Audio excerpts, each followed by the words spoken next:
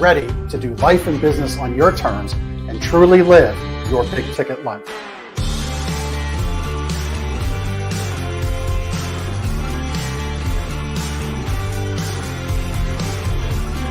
You either make excuses or you choose to level up. What amazing guests living the big ticket life. Woo! Woo! Brandon Brittingham. Appreciate you having me here today, man. It's that kind of discernment, that kind of focus, that kind of forward thinking that's so important if you're going to succeed in business today. Jeff and I are like friends. We're real friends. We are And so you unlock fortune and freedom without all the stress that normally comes along with it. It all comes down to your why. Your business, why are you doing it? How is it going to change the world and what's it going to do for your family? I want you to celebrate your success. Talk about the struggle.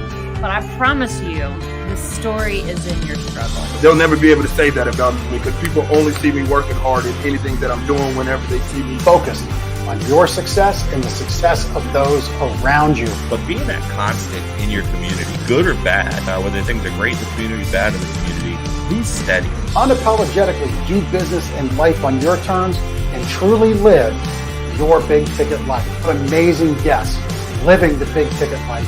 And we discuss how they do it and the big ticket methods they use. The things that make your life successful so you do life and business on your terms. In and of itself, the only limitations that we really have on ourselves is the ones that we allow to be put on ourselves. And most people don't look at it in that perspective. There's nothing wrong with being humble, but there's also nothing wrong with stepping into your superpower and letting people know who you are.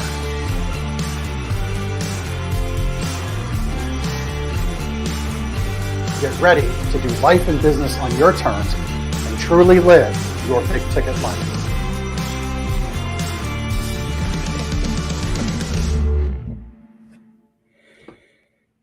All right. Danny Brassell, welcome to the show. Excited to have you on. Thank you for joining us. Thanks so much for having me, Jeff. And more importantly, thanks for all that you do to spread joy around the world. I really appreciate you. That's what we work to do here.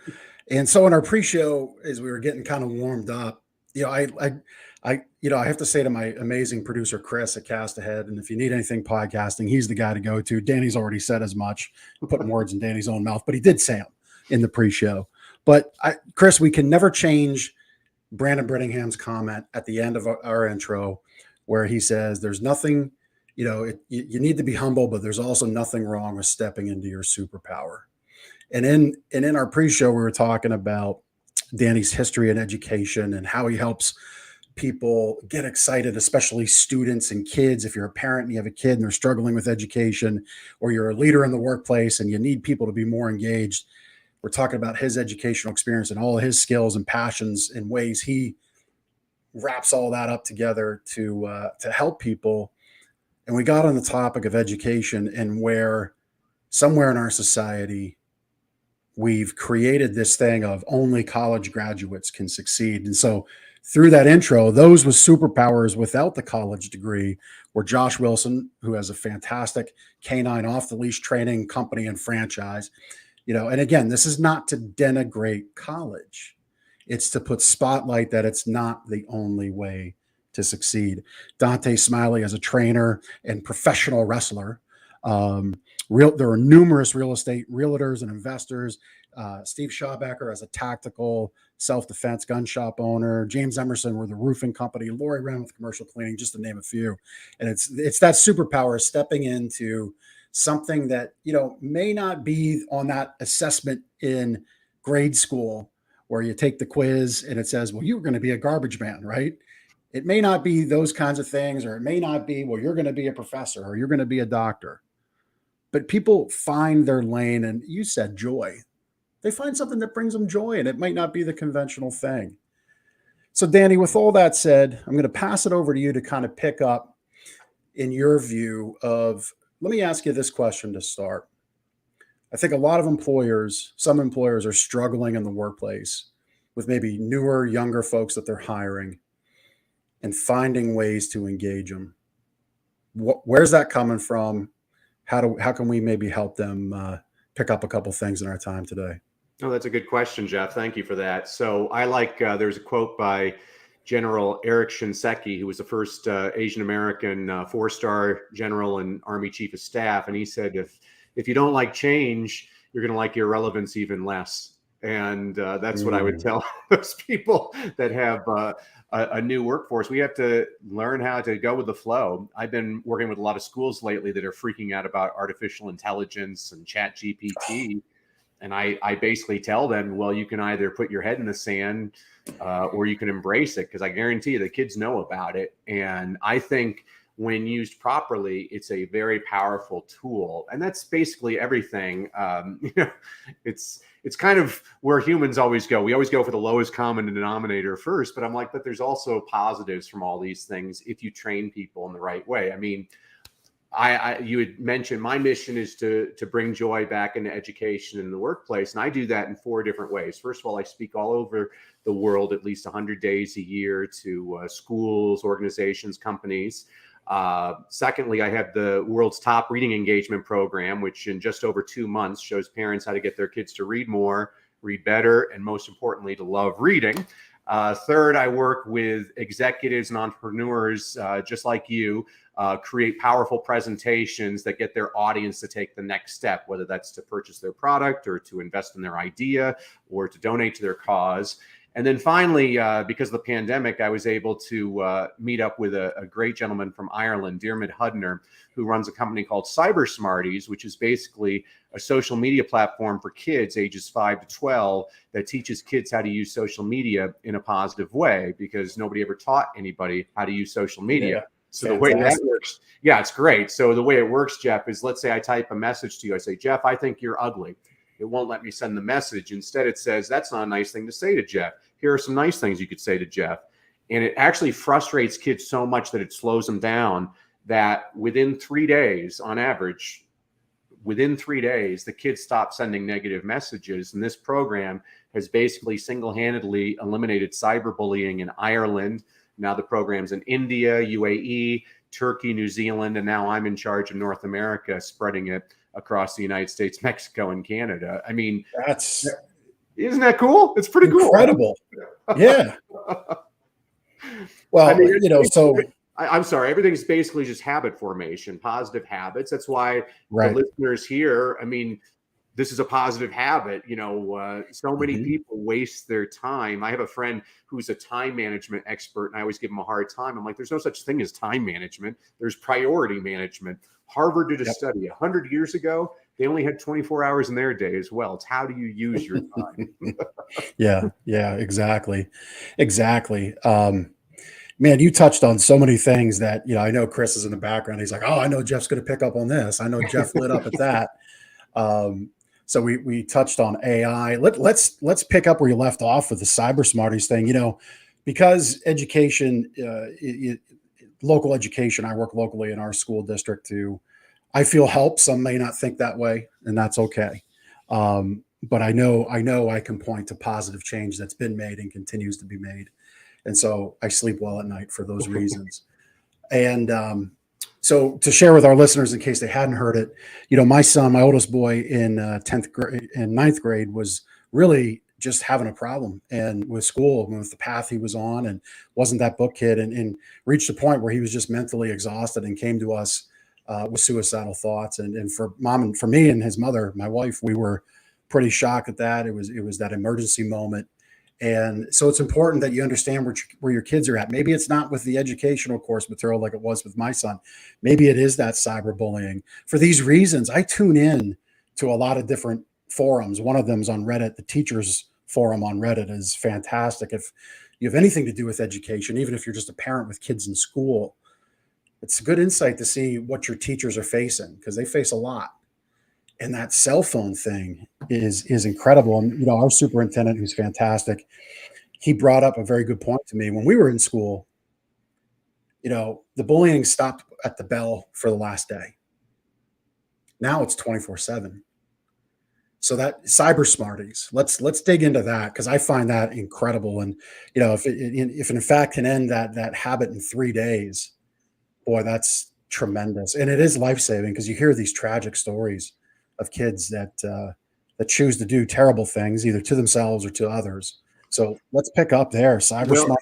Before I talk about cyber Smarties, I really did want to compliment you and your wife, Jeff, because I hope all the listeners caught that, was that your son felt comfortable enough to share that with the two of you. And that's basically what saved his life, was that he could count on his parents. I emphasize this to parents all the time. I mean, you know, my pastor has a great saying. He's like, you have the greatest home field advantage in the history of the planet. You could be the worst parent ever, but your kid doesn't know it. To them, your mom or dad, and being able to have that relationship with your son is so important.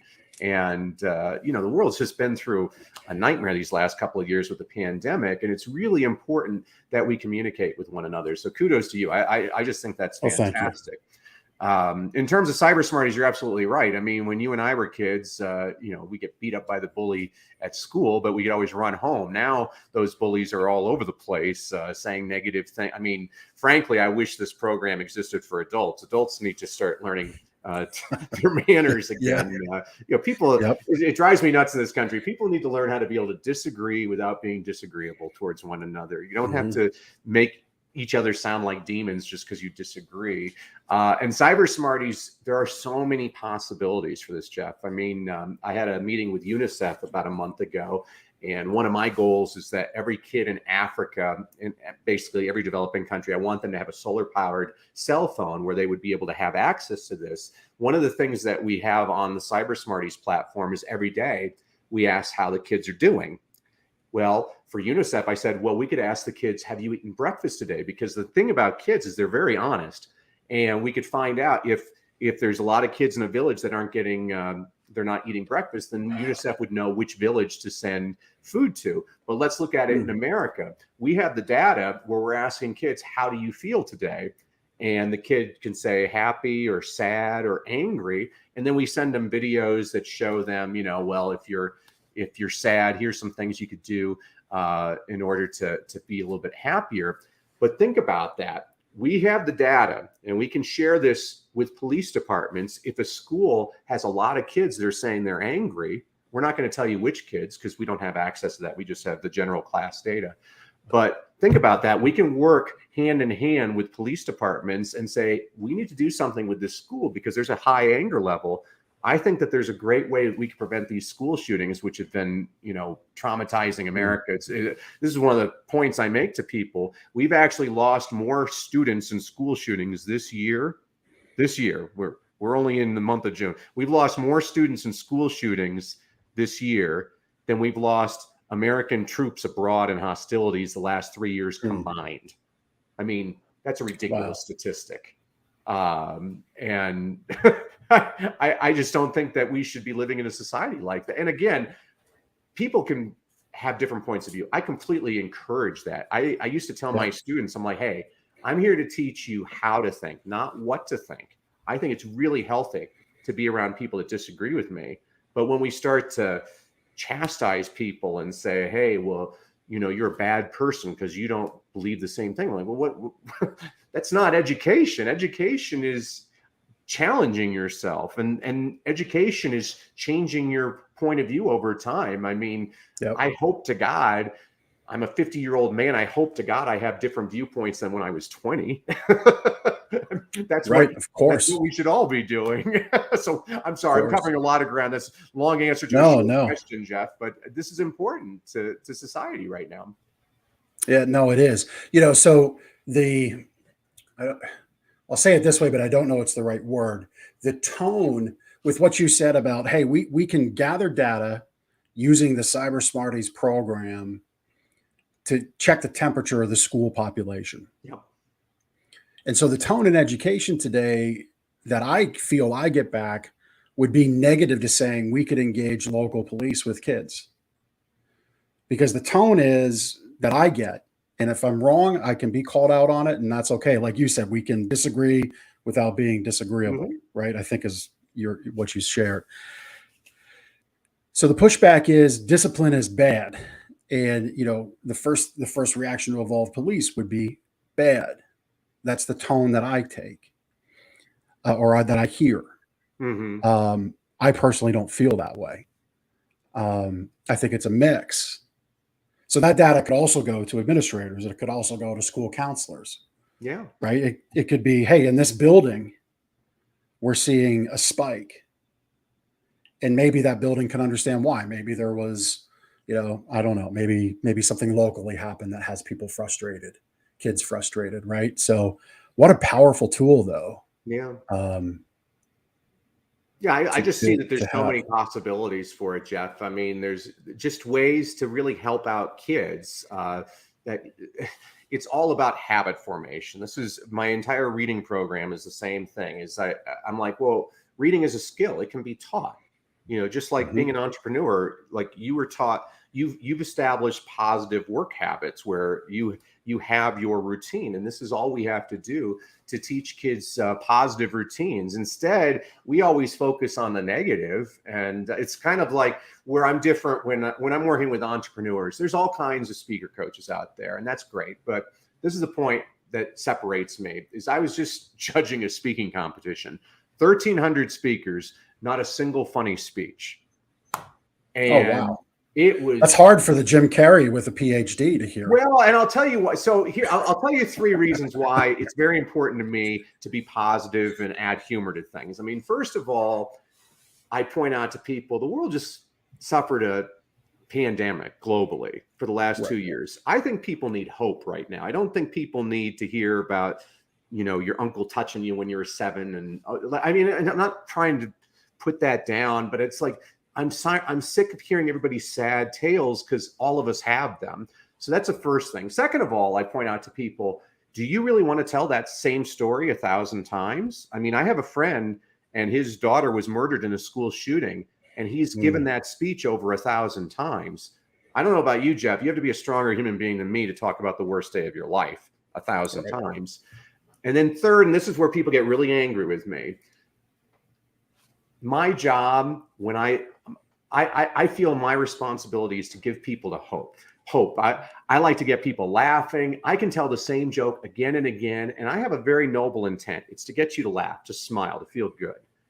I think when you keep on telling that same sad story again and again, by the 20th time, those are crocodile tears. It's very inauthentic to me after you keep on repeating it like that. And that's where I have the biggest problem with a lot of these, I watch at least 10 speakers a day, and everybody and I'm not saying it's not an effective sales technique. It is. I know it's a very effective. There's plenty of data on that.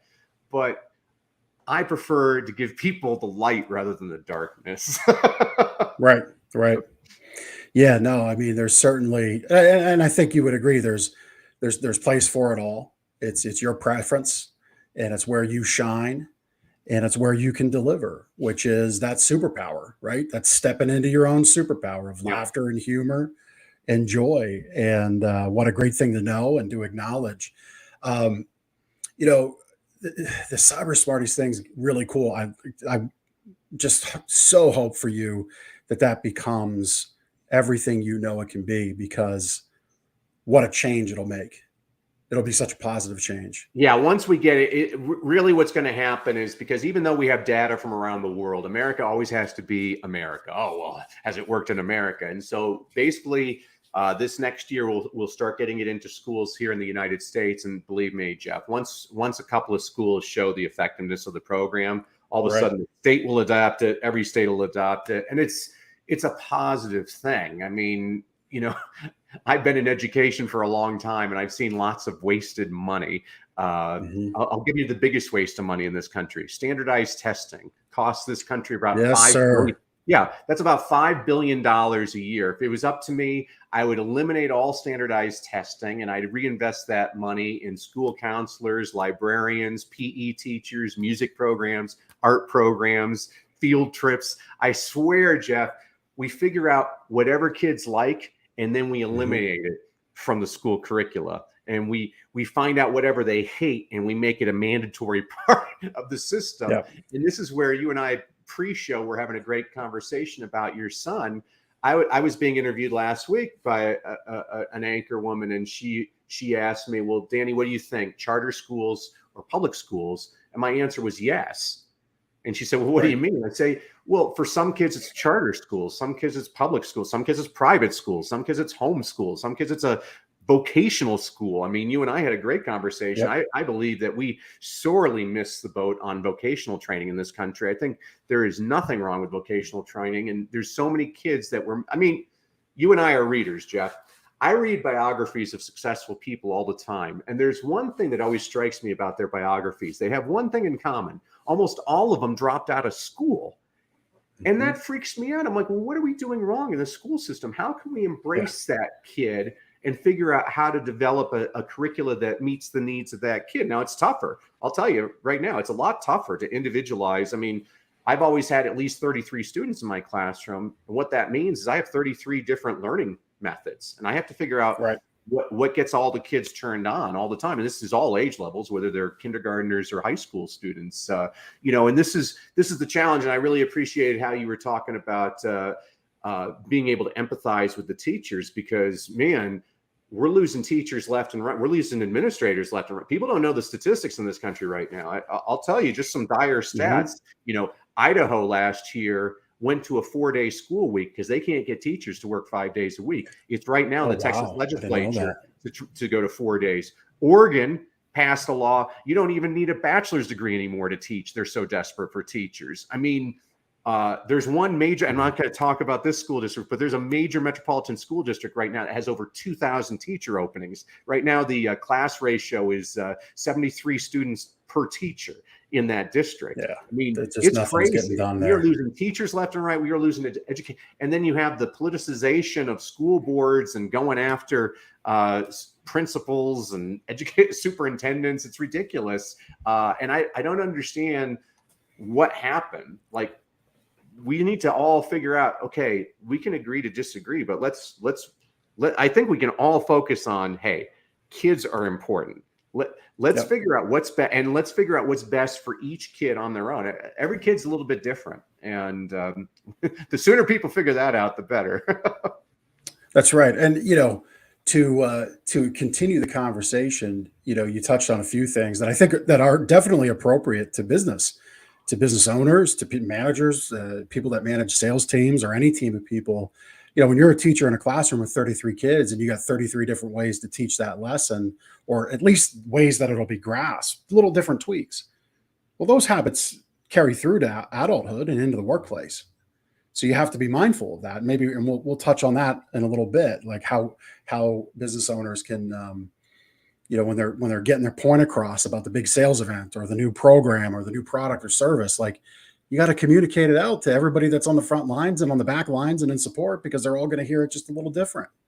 Well, they're all going to see how this is important differently. Yeah, I think that's the important word, the important phrase for every leader to think about when they're talking to their team is, why does this matter to you? Right. I mean, it might matter to the leader, but if the guy down at the bottom doesn't see any benefit to him, then you're wasting your time. So if you look at the most effective leaders, I mean, I love studying leaders in business and politics and the military and sports. You know, you look at I'm a huge football fan, professional football fan. I love college football too, but pro football, the San Francisco 49ers several years ago, they won 3 games and lost 13. And then the next year they hired Jim Harbaugh as their coach. He took the exact same team and they made it to the NFC Championship. They totally reversed the record from 3-13 to 13-3. Well, wait a sec. What happened there? You had the exact same personnel, but you had a different approach to leadership. You look at one of my favorite books is Team of Rivals by Doris Kearns Goodwin about President Lincoln. I mean, I think every leader needs to read this book. This is a true story. President Lincoln, when he was elected president, he took all of his political rivals and he made them his cabinet. This is not an exaggeration. It would be the equivalent of President Biden naming Donald Trump his Secretary of State. This is exactly what President Lincoln did. And all these guys hated Lincoln's guts. And by the time he was assassinated, they were all inconsolable. They're like, we've lost the greatest leader ever. Right. One of my favorite quotes of all time is from President Lincoln. He said, I know the best way to defeat my enemies. I shall make them my friends. Wow. I need to surround myself with thinkers like that. And so that's why I'm a reader, is I'm always trying to find, who are these people? What are they thinking a little bit different? That's amazing to me. Yeah. No, love that and love that quote. And we've got actually the book you referenced, Team of Rivals, is up Oh, on the screen. Thanks to Chris. You can nice. check it out there and grab it if you're so inclined, which you And should be. you're right. Chris is amazing, man. He's on the spot. He's got it. He's got it. No, so I think, yeah, have that mindfulness that, just as your kid might be a different learner in school and you've advocated for that child, as I did with mine. Like our school at the time, the superintendent, his theory and education at the time was very college focused, and we had to fight hard to get our son into vocational training career center at 10th grade, because they really only wanted that in like 11th, maybe 12th grade. Getting him at 10th grade, I feel, saved his life. Yeah. I've said that before. And now we've got a young adult that's out there finding his way. He's in management, where he's working now, and it's all really great. And he's finding his way. And I'm sure secondary education will be in his future here soon. A new girlfriend who's very focused on her college career in biology, double major, biology and chemistry. I think she'll rub off on his mindset a little different than maybe mom or dad can. But he's not going to go for that. He'll go back maybe for some more carpentry training, maybe for some more construction machinery training. We'll see. But he's being productive in finding his way in life at his pace, and it's a good pace because we're behind him and supporting him, and that's all good. And I think we need to learn that it's not the same success recipe for everybody. As leaders, we got to extract that success level from people, right? Isn't that the goal of what we should be doing as leaders? Yeah, I mean, it's the same thing I see in reading. I mean, the reason that I'm not going to say it. The reason a lot of kids don't like to read is because they're forced to read certain things. And I'm not going to put down literature. I mean, literature's great, but reading doesn't just mean Dostoevsky. Reading can be Sports Illustrated, right. Like, think about your son. He might not have been interested in reading a John Steinbeck novel, but if you gave him a carpentry handbook, he may have just devoured that. Well, he's still attacking all those reading skills that he needs to pick up. How many Ph.Ds do we know who don't know how to operate the remote control because they couldn't read the manual because it's technical instruction? I mean, This is one of the things I think is absurd. I mean, when was the last time anybody that's watching right now, when was the last time your boss told you at work, hey, I need you to read this novel by tomorrow? No, it's something that only exists in an academic environment. And again, I'm not putting it down. I think literature is fantastic. But I mean, when I was in high school, I remember a teacher made us read The Scarlet Letter by Nathaniel Hawthorne. And no offense to the people that love Nathaniel Hawthorne out there, but basically the book is about Hester Prynne commits adultery and she's forced to wear an A on her chest. And I raised my hand and I asked my teacher if I could wear a B on my chest because I was so bored reading that book. Different strokes for different folks. I mean, when I taught second grade, I had a little boy. I've spent most of my career in South Central Los Angeles teaching in the inner city. And I had a little boy, Kiara. And Kiara was a second grader of mine, and Kiara's first grade teacher told me, Kiara don't know nothing. I'm like, well, thank you for that. Well, Kiara, who don't know nothing, comes into my classroom one day, Jeff. He's like, hey, this is a long time ago. He's like, hey, Miss Brassell, you see Barkley last night? He had 18 points, 16 boards. I'm like, thank you, Kiara, because from that day forward, every day after lunch, I'd sit Kiara on my lap. We'd read the LA Times sports page together, and guess what? By the end of the year, Kiara was one of my best readers. Yeah, you found the hook. Yeah, I think schools do an adequate job of teaching kids how to read. But the question I always ask people is, what good is it teaching a kid how to read if they never want to read?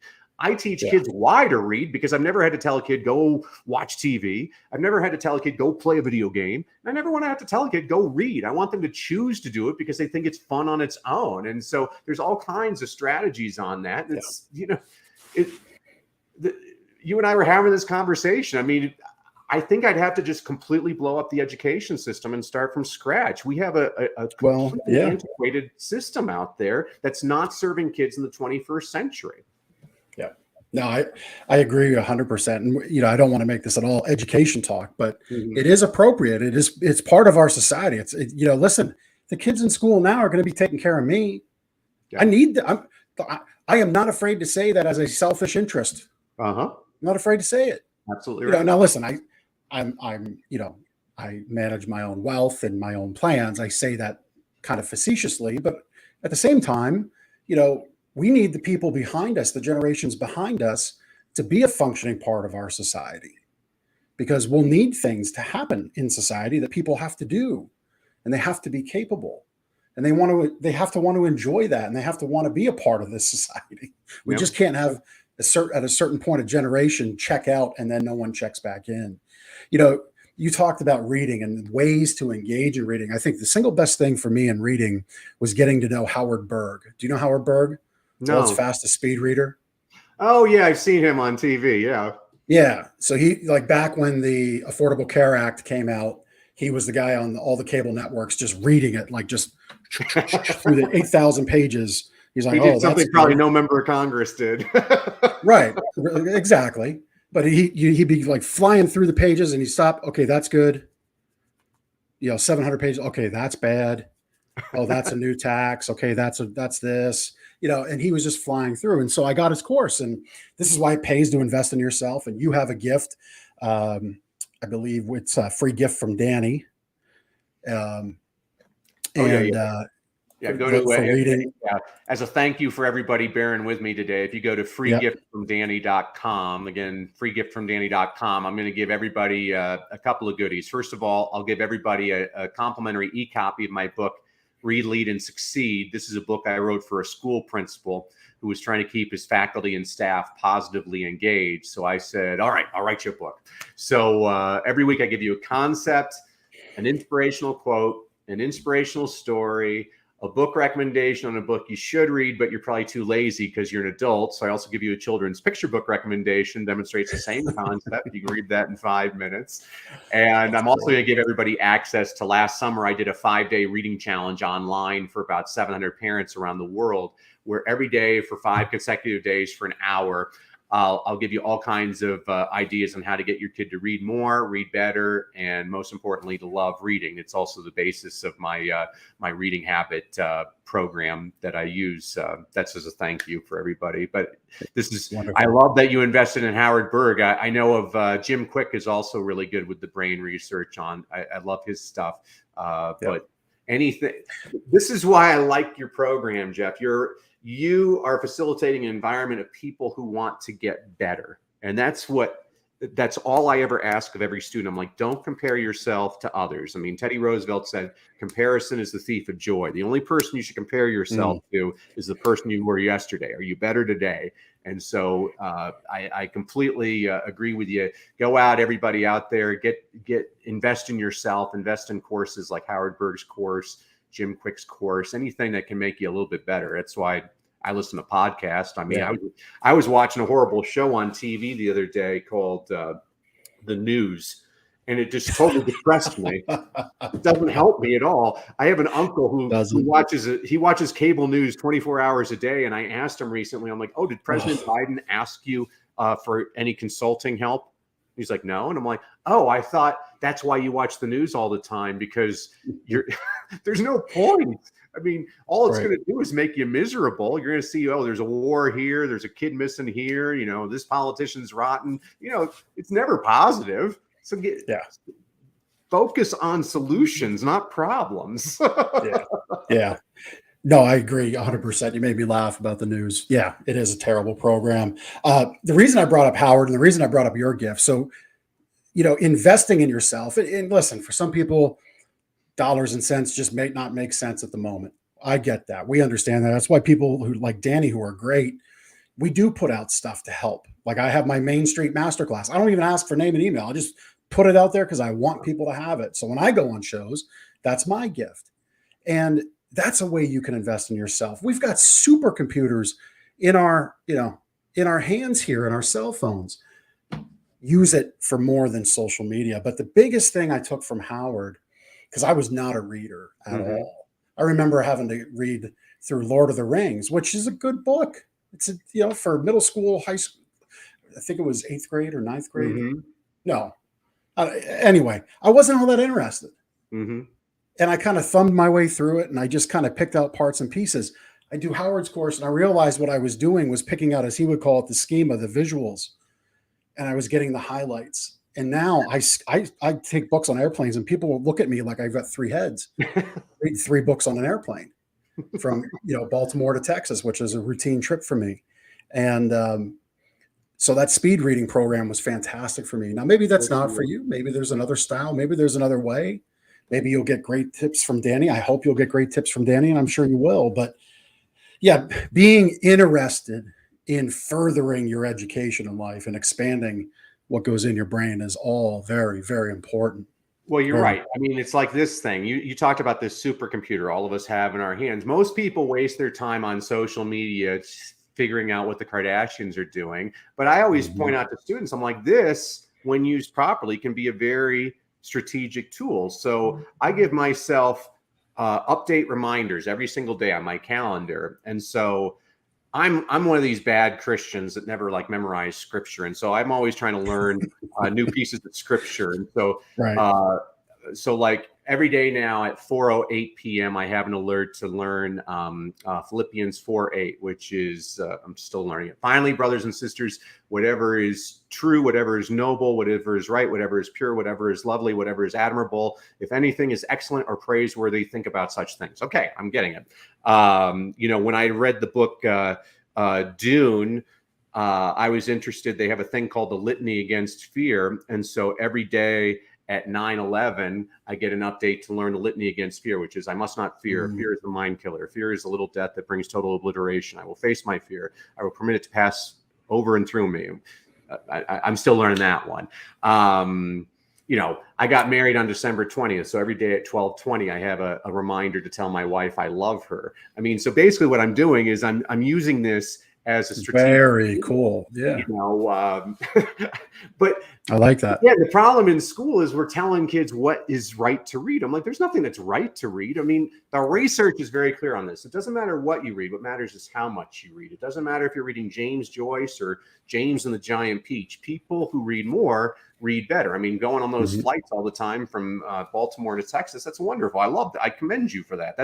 I get most of my best reading done on airplanes. It drives me nuts when I see a person next to me and they have nothing to read. I'm like, you're just going to stare at the back of a seat for 3 hours? No wonder society's going down the toilet.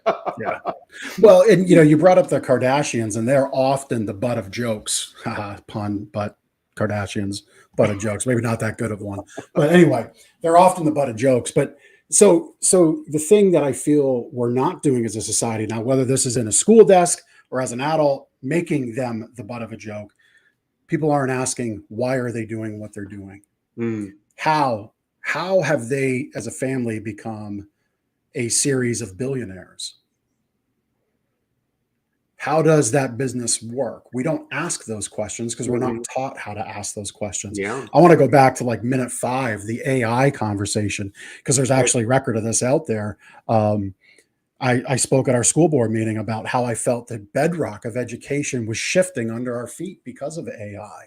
And what prompted that statement, and again, it wasn't an accusation of doing it wrong. It was hey, this is what I'm seeing out front in the entrepreneurial space. So Agora Publishing, which I have some loose connections to through social media, I know that they have largely embraced AI at the expense of junior copywriters. Okay, that's a great skill. But I also don't blame the business side of that decision. And so my challenge was that we've got, I think, at best 5 years before we have totally lost students. And it's happening now. In that teachers forum that I was referring to off of Reddit, there was a teacher lamenting how movie day used to be an excitement. And I show a 1-hour movie and the kids are just checked out. How could that possibly be? They love looking at a screen. Well, maybe the movie was interesting to the teacher, but it had no relevance to the students. Maybe it was that movie that had to be shown because the state DOE says so, right? But it had no relevance. It wasn't that big question. And I think I'll pass this to you. So much of what we've talked about, and I'm just going to plug this, so much of what we've talked about in the one coaching group that I helped to lead and facilitate called the Battlefield Alliance. We authored this daily battle plan, and so much of it, you'll love this. Maybe you can see it, maybe not. I'll try to hold it up. 30 minutes of reading or listening actively a day. Perfect. That's one of the daily habits to stack. An hour of family time without screens. That's another one. My big question of the day, right in the middle. That's another one. And I think, being active in my expansion of my brain and inputs that I put into it is certainly a success ingredient for me. Habits is one, but asking those questions, the more questions I ask, the better they get, the more answers I get. Mm-hmm. So my battery is about to expire here. I have a technical issue right now, Jeff. Give me 1 second. I'm going to have to physically take my computer over to it. So there you go. This is a show on the go. There you go. You get to see a whole tour of my office, and we will switch from the non-academic to the non-academic background. There we go. This is the not so subtle turning point to all business. Here, let me get I'll get my my lighting here. So as Danny does that, yeah. So like for me, I think whatever it is, and I said I'll plug the daily battle plan. Whatever tool you use it. Like I'm indifferent. And some of the folks that have gotten that, they're like, I just don't have this time in the day. Okay, but you have 5 minutes, right? Yeah.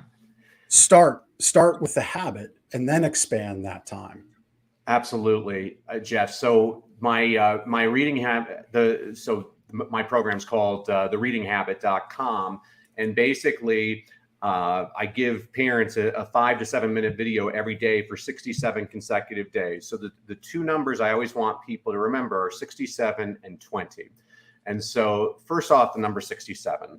A lot of people will tell you it takes 21 days to change a habit. To those people, I say, show me the research. I know exactly where the number comes from. It comes from a wonderful book written in 1960 by Dr. Maxwell Maltz called Psychocybernetics. Now, I have an original first print.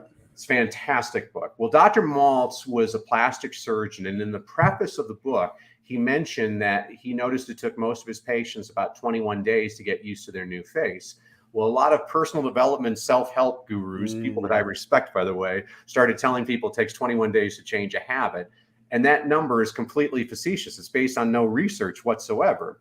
Well, basically, in 2009, researchers at the University of London did a habit formation study, and they discovered it took anywhere from 18 to 254 days to change a habit, and the average was 66 days. Well, I don't like the number 66, so I threw in a bonus day. 67 days.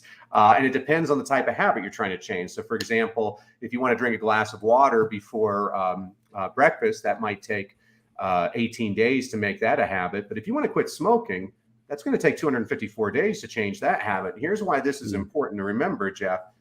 Let's say you go on a diet. You follow it religiously for 21 days, but then you fall off the wagon on day 22. Well, you blame yourself, and that's wrong. Because research shows on average, it takes at least 3 times longer to form a habit. So that's the first number, 67 days. So just over 2 months for the habit formation. The second number, and you kind of alluded to it, is the number 20. Researchers were looking at patterns among successful students around the world. They wanted to figure out characteristics, and they discovered something which blew them away. It was the number of minutes spent reading outside of school. They looked at the low kids, the average kids, the high kids. The low kids, the 20th percentile, F students, your lowest students, they average less than a minute a day reading outside of school. That didn't surprise anybody. That's probably why they're at the bottom of the class. But the second number did surprise them. The kids in the middle of the class, the C students, 70th percentile, they average 9.6 minutes a day reading outside of school. And so when I'm doing a live training with parents, this is usually when the first parent raises their hand and says, wait a sec, are you saying if I can get my kid to read 10 minutes a day at home, I can take him from an F to a C? That's exactly what I'm telling you. There's a lot of research to support this. But this next number, the final number, really blew people away. The kids near the top of the class, the 90th percentile, A- students, some of your best students, Do they spend 3 hours a day reading outside of school for fun? No. Do they spend an hour a day outside of school reading for fun? No. The average was just over 20 minutes a day. You said 30 minutes, even better, but 20 minutes a day. My entire program is about getting those kids to read 20 minutes a day. And here's the two things I love to tell people. First of all, the minutes don't have to be consecutive. So you can do 2 minutes here, 3 minutes there. And secondly, being read aloud to is just as good as you reading on your own. A lot of people don't know this. Over half of the Fortune 500 CEOs are dyslexic. I work with a lot of dyslexics, and people have to understand that dyslexia is a reading disability, but it's curable just like anything else. Dyslexics tend to process information better with their ears. And so that's the first thing I always tell dyslexics. I'm like, let's get Audible books. You can listen to them all the time. Some of your most successful people in society, they're listening to books all the time. And there's a whole history of incredible. I mean, right now you got business people like Sir Richard Branson is dyslexic. George Washington was dyslexic. Tom Cruise is dyslexic. It's probably the only time in history that Tom Cruise and Richard Branson and George Washington have been used in the same sentence. the Venn diagram all lines up. Yeah. No, so you touched on something there about parents reading aloud to their kids. And I think if teachers were tuning in, they would be in agreement with a lot. And they'd say the reason we've got these problems is because there is a culpability of poor parenting that exists for some kids, and that is the truth. But it's also true that those things can be addressed. And so I would be remiss to not say what I said about addressing that as a parent, about taking that ownership as a parent. You can't just ship your kids off to school and expect an education. I've seen the last handful of years. I've seen some of the inside, and I'm not impressed. And Danny, you've said there's some neat things that need to be changed. And that's all true. And it doesn't mean the people in the school are bad.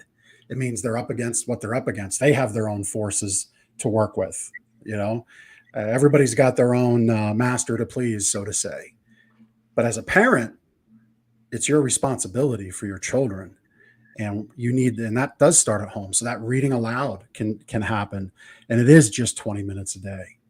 Yeah, and this is what I tell people when I'm working with educators. I say, it was either Socrates or Keanu Reeves who once said, "You license to fish, a license to drive a car, but any idiot can become a parent."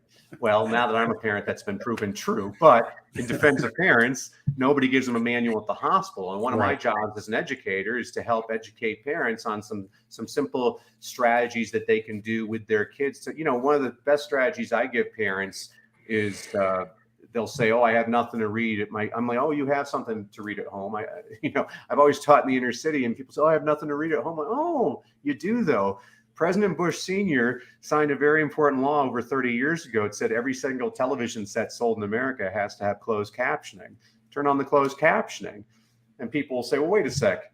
If the show's in English and the captions are in English, what good does that do? I'm like, well, that's one point of view. Let me give you another point of view. Have you ever watched a show with subtitles and not looked at the text? It's very difficult to do. Your brain is actually it's annoying. To the text. For me, it's annoying. And there's actually research to support this. If you look at reading scores around the world, the more kids watch TV, the lower their reading scores are in every single country on the planet, except for one. The country with the highest reading scores watches the most TV in the world. It's Finland. And people say, well, how can that be? And I'm like, well, because Finland makes really bad TV shows. And so what they have to do is they import all these old American sitcoms like Gilligan's Island and Brady Bunch. They have to translate them into Finnish. Wow. The kids are reading all the time. So turn on the closed captioning. I mean, I have 3 children of my own, Jeff, and I set the habit very early on when they were young is that I have a feeling TV's here to stay. But I said this earlier, I believe in embracing technology, not ignoring technology. And so I allow the kids to watch television, but the price of admission is they have to bring me something to read. And so when the kids were little, they'd bring me a picture book. We'd read the picture book together. Then they could turn on the TV. Now they're all teenagers, and so they'll bring me like their iPad, some silly article they found online or whatever, and we'll read that together. But we've established a habit, and it's basic things. I'm never going to teach a parent something. You don't need a Ph.D. to be a really good parent. There's basic things that you can do to help your kids get along. And believe me, if they become readers, they're going to be better off no matter what they're doing. Yeah. Yeah. Man, I love everything that you've shared. And I think for those listening, if you're the kind of person that needs to hear business entrepreneur, manager, sales leader, replace parent, educator, teacher with your words as a business owner, teacher, or as a business owner, leader, manager, because create a good habit of pouring back into your people about what they need for skill development. Put that time into their workday. It's just 20 minutes. 20 minutes of focused productivity improvement, that pays itself off in spades, right? I love that you said that, Jeff. My pastor said the same thing on the Bible. He's like, every time it says you should always replace you with your name, and then you realize God's talking to you. I thought I watched the movie. I might be the only person ever to have enjoyed the movie Paint Your Wagon with Lee Marvin and Clint Eastwood. Is like their only colossal flop. But there's a great line in the movie where Lee Marvin, he plays a drunkard, and this religious woman, she's like, "Have you read the Bible?" He's like, "Yes, ma'am." And she's like, did it cure your thirst for liquor?" He said, "No, ma'am, but it cured my hunger for reading." And I'm like, that's almost every single boy in every elementary school classroom being forced to read something he doesn't want to read. I tell this to parents: the little boy who only reads Captain Underpants is going to be a better reader than the little boy who refuses to read anything. I mean, Captain Underpants is the gateway drug to Shakespeare, but you got to get the kid hooked first. It's the same thing in anything. This is just like, again, with your son with carpentry. I mean, my gosh, if I found out he was into carpentry, everything becomes about carpentry. But this is difficult. As a teacher, it's difficult to have to individualize curricula for every kid. I mean, I'm not saying it's easy by any means, but I am saying it's more effective. Yeah. And sadly, on that note, what's happened is, and here's where I've shed some figurative blood, so to say. This is where some parents have caught wind of my child's special. My child deserves this extra attention, so my child gets the IEP plan. And in reality, I think it's a joint effort in the classroom and at home that solves the problem. It's that 20 minutes a day commitment that solves the problem. And that might be very cavalier to just say it that way. And this is not in any way, shape, or form to say children who are born with inherent disabilities like autism, which my next door neighbor's son has severe autism and is deserving in our society through our school system of every support and every academic need that he should get. Like, I'm all in for that. But, if it's a simple function of, your child just doesn't want to, and you as home don't want to support that, to me, that doesn't mandate a federal law, which in essence handcuffs your school district, which you're well aware of, right? Like, it really encumbers the district and what they can do and what they can't do. And so it is this community effort of the school and the parents that brings this together. It is a community effort of the business owner and the employees, the people on your team, that bring the 5-star customer experiences out. It is all of that coming together. When you focus on what's most important in education, it's the kids. In work, it's the customer experience. When you focus on that and you just stay true to it, a lot of problems can solve themselves, right? I'm like a Baptist in your front row saying amen. Preaching. Yeah. So in our time as we wrap up, again, you touched on AI. Are there any things, because this is something I'm really, I put the Chat GPT app on my phone last week. I've been fiddling around with it the last month or so. Used it a little bit for my book that's forthcoming that'll launch out in July, just to kind of help me move off of a pause when I hit it as I was writing it. For me, I think AI really works when we remember there's still the human element, right? Like, I look at AI, and the answer AI is going to give you is like Olympic scoring. You throw out the high score in Olympic scoring, you throw out the low score, and you take what's down the middle. And it's the human taking that answer and reviewing it and saying, okay, is this appropriate? Could it be said? Could I add, enhance, edit, chop up, whatever? That's how I'm looking at AI presently. What are your thoughts, and how can people use it today?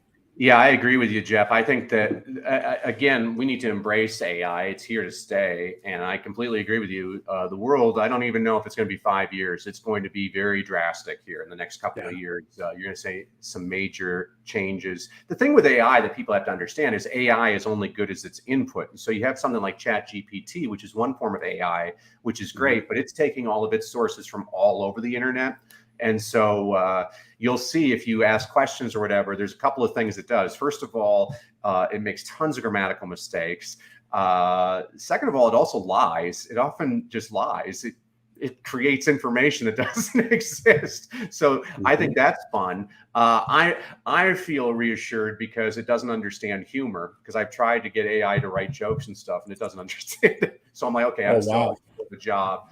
But there's all kinds of different types of AI too. I mean, I subscribe, I have ChatGPT, I have Bard, which is through Google. I have Goody, which is through Armin Marin, who's a copywriter. And so he created the AI. He only used all the best copywritten material. And so like if you have to write emails or something, it's not taking the email based on the entire web. It's taking it based on the best copywriters in sales. That's a paid app, but there's all kinds of paid apps. I mean, I just read about the famous Hollywood director who just bought a screenplay, and the screenwriter had to confess that he fed the 5 top action films of all time into AI, and it created the script. I mean, oh, wow. You know, which is basically every Fast and Furious movie anyway. But it's fascinating. Right. And again, I don't think people should fear AI. I think people need to look at, I mean, when used evilly, yes, it can be drastic. You see the same thing in social media. You see the same thing in the internet. When people are just using these things without any kind of training, yeah, they can be dangerous. I think that education needs to embrace AI and figure out, well, how do we use it to our advantage to help kids? I mean, I'd much rather have kids, instead of doing worksheets, saying, well, here's the AI. Let's come up with some things and let's see how, from the AI, maybe we should create our own website based on this. I mean, create projects that kids are like excited about. 100%.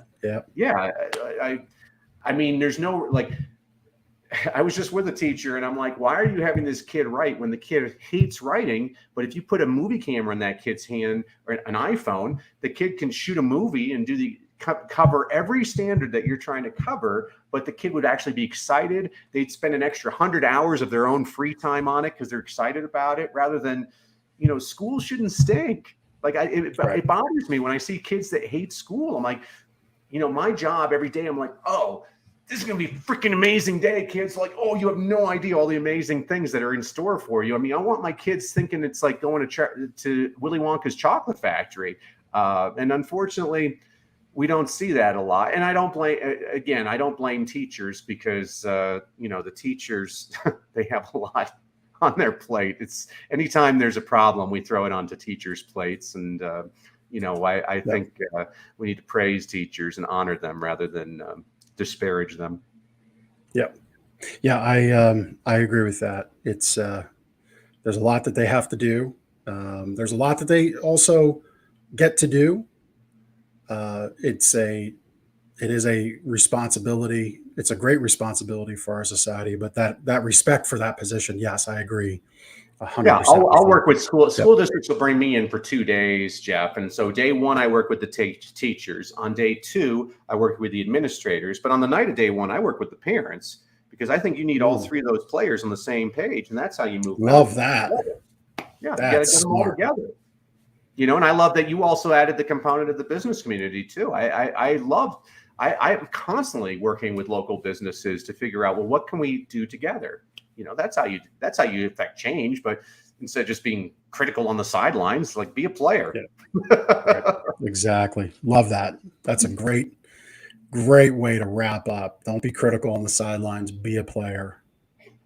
Love that. Danny, I've really enjoyed our time today. Thanks for bringing all your best to my show, to my listeners. You can get more from Danny by going to freegiftfromdanny.com. I would definitely recommend you do that. This gentleman knows a thing or two about reading, knows a thing or two about creating good habits for yourself to expand your mind and your success. And he's gracious enough to give it to you for free. And so freegiftfromdanny.com. Danny, really enjoyed our time together. Thank you so much for stopping by the show. Really appreciate you. Thanks for all you do, Jeff. God bless. Yeah, thank you. Thank you. And we'll see you next week on The Big Ticket Life, everybody. Take care. Thank you so much for taking the time to listen to this episode of The Big Ticket Life.